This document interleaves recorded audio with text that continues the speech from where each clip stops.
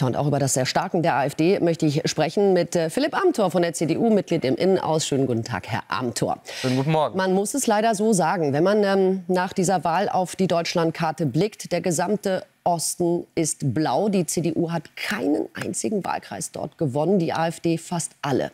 Woran liegt's? Ich glaube, zunächst sollten wir nicht diese Idee der fortgesetzten Teilung Deutschlands perpetuieren, indem man sagt, die AfD ist ein reines Problem in Ostdeutschland.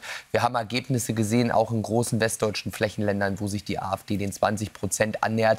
Da sollte man jetzt nicht so tun, als sei das nur irgendwie ein ostdeutsches Spezifikum, sondern wir haben eine generelle Herausforderung damit, dass viele Menschen sehr, sehr enttäuscht sind, nicht mehr an die Lösungsfähigkeiten der Regierung glauben. Deswegen braucht es jetzt eine kompetente Regierung, die es besser macht. Aber, und das will ich zugestehen, natürlich die AfD hat insbesondere im Osten einen Wahlerfolg hingelegt. Für uns kann das nicht zufriedenstellend sein. Und wir haben als CDU den Anspruch, diese Wahlkreise auch wieder zurückzugewinnen. Was glauben Sie, warum konnten Sie die Wähler nicht von Ihrem Programm überzeugen? Das Thema Migration war ja offensichtlich eben für sehr viele Menschen, auch gerade in diesen Wahlkreisen, sehr wichtig.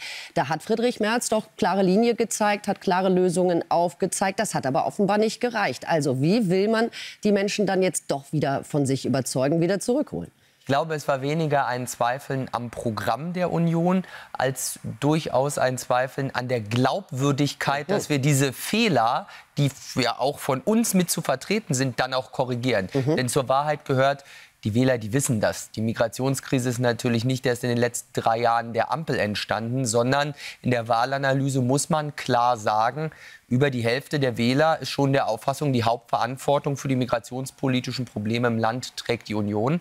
Und deswegen müssen wir auch jetzt in besonderer Weise diese Probleme korrigieren, wieder geordnete Migrationspolitik auf den Weg bringen, auch andere Themen angehen, denn wir müssen schon sagen, Migrationspolitik ist ja nicht das Einzige. Es sind auch soziale Ungleichheitsprobleme, es sind Perspektiven, die sich die Leute wünschen für den ländlichen Raum, die dazu führen, dass die Leute enttäuscht sind, uns nicht mehr das Vertrauen gegeben haben.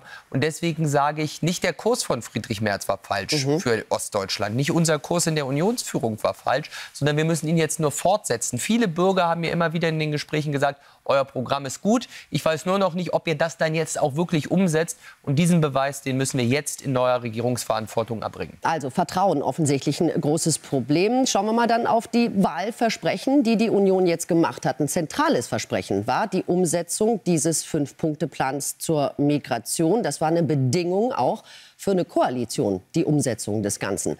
Wie sieht es jetzt nach der Wahl tatsächlich aus? Wird dieses Versprechen gehalten? Wird es an der deutschen Grenze Zurückweisungen geben? Ja oder nein? Wir sehen das nach wie vor als zentrales migrationspolitisches Element. Dabei bleibt es auch. Das hat Friedrich Merz auch unterstrichen.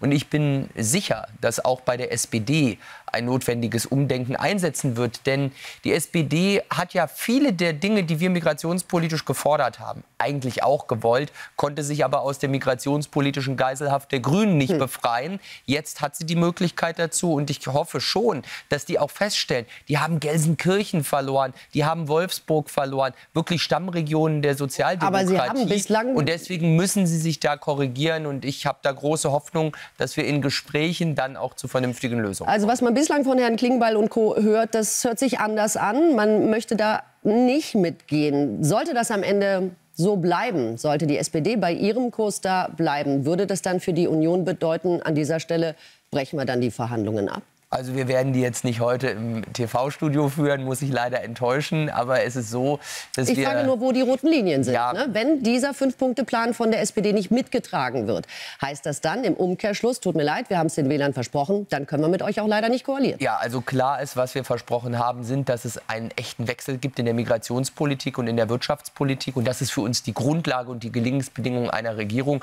Ich glaube, das sieht übrigens auch die SPD. Die ist ja eine Partei mit langer, langer Geschichte, großer staatspolitischer Verantwortung. Und deswegen wissen die doch jetzt auch, jetzt ist nicht die Zeit für irgendwelche linken Spielchen, sondern jetzt muss man sehen, wie kann man wieder Vertrauen in die Handlungsfähigkeit der Regierung zurückgewinnen. Und ich gebe da die Hoffnung nicht auf, dass die noch zum Umdenken kommen. Die Hoffnung stirbt ja auch bekanntlich zuletzt, Herr Amthor. Dankeschön für das Gespräch. Vielen Dank.